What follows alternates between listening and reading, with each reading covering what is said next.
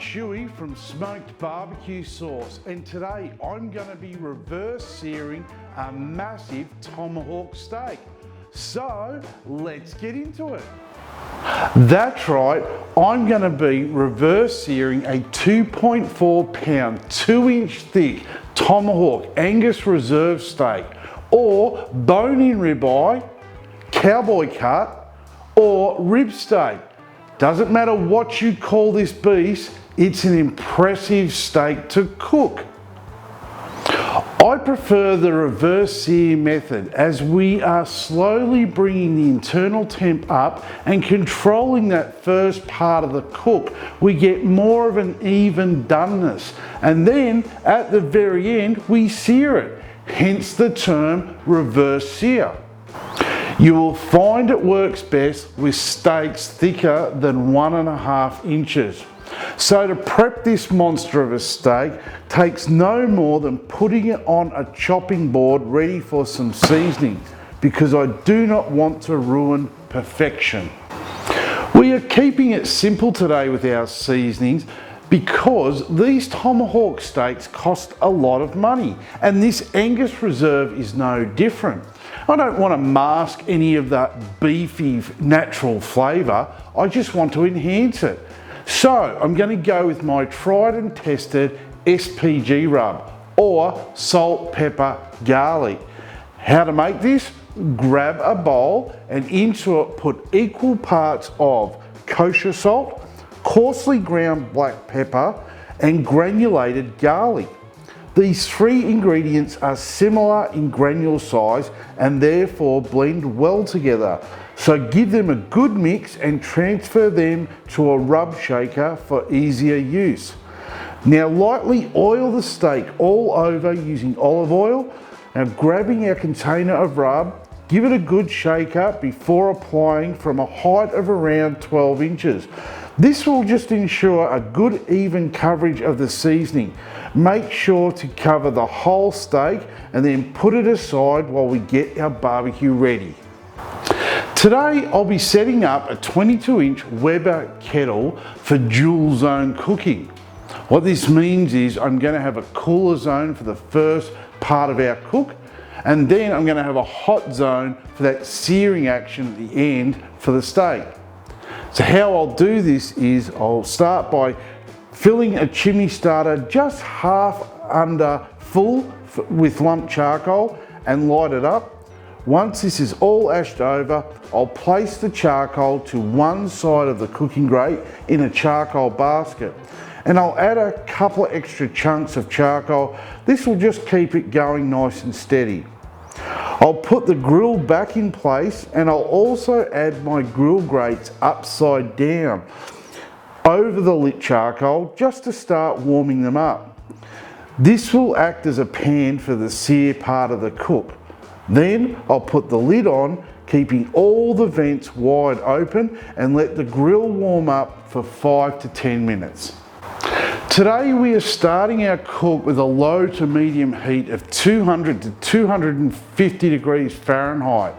So we'll be placing our steak on the opposite side of the cooking grate to our fuel. This will allow it to rise up to temp evenly. I'll also add a chunk of cherry wood as well, because just to give it a lick of smoky flavour and some colour. Put the lid back on, making sure the lid vent is directly over the steak. This will draw the heat and smoke over our steak. I'm going to cook some veggies to go with this steak. So let's start with prepping some mushrooms. Grab about 10 ounces of mushrooms and put them in a baking dish. Then grab a bowl and add 2 tablespoons of melted butter, 2 cloves of minced garlic, 2 teaspoons of freshly chopped thyme, 2 teaspoons of balsamic vinegar. Mix this all up and pour it over the mushrooms. Then season with kosher salt and freshly cracked black pepper to taste, and toss this around to mix thoroughly. Let's get some asparagus ready for the grill now, but first things first, we need to find out the good from the bad. Which part of the asparagus is good to eat and which bit isn't. I say we let the asparagus tell us by holding both ends, bend the asparagus, and where it breaks, you keep the head and throw the woody stalk part away. Now to stop these falling through the grill, grab a skewer and thread them on one by one. How easy was that? It's a balancing act into perfecting a steak cook. We have watched the internal temp rise using an instant read thermometer, and it has finally hit 115 degrees Fahrenheit internally. While it was climbing over 100 degrees Fahrenheit internally, I lit another 3/4 full chimney of lump charcoal, and I also put the mushrooms into the grill. But it's now time to get the steak off the heat. I like to add a knob or two of butter and loosely cover with some foil. I'll hold the steak under the foil while I throw on extra fuel into another charcoal basket, as we want to get the grill grates hot for the searing around 600 degrees Fahrenheit. I'll now grill the asparagus on the grill grates for 3 to 4 minutes per side, putting the lid back on after each flip. The steak is ready to go on and the veggies are almost done.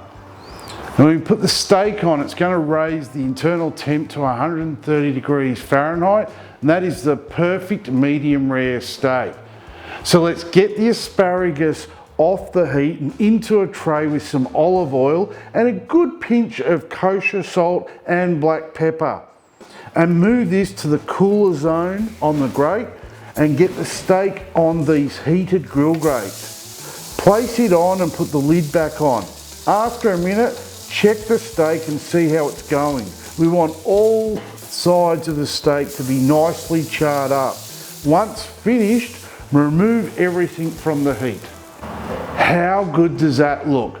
Perfectly medium rare steak, cooked to 130 degrees Fahrenheit. The only thing left to do is to dig in and have a taste. Look at that.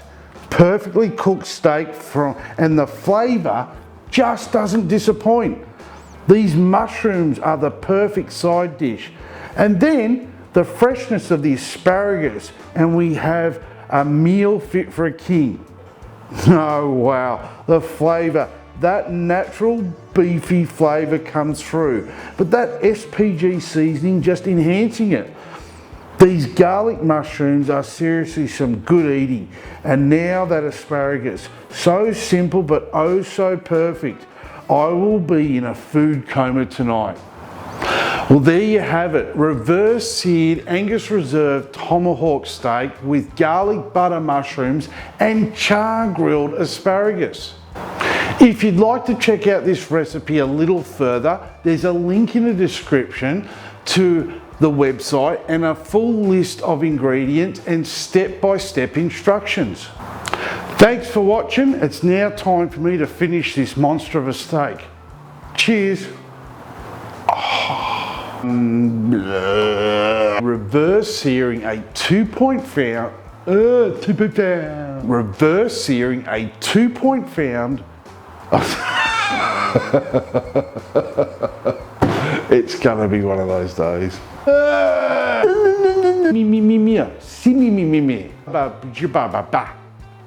Make sense? Good. That bird's just doing my head in.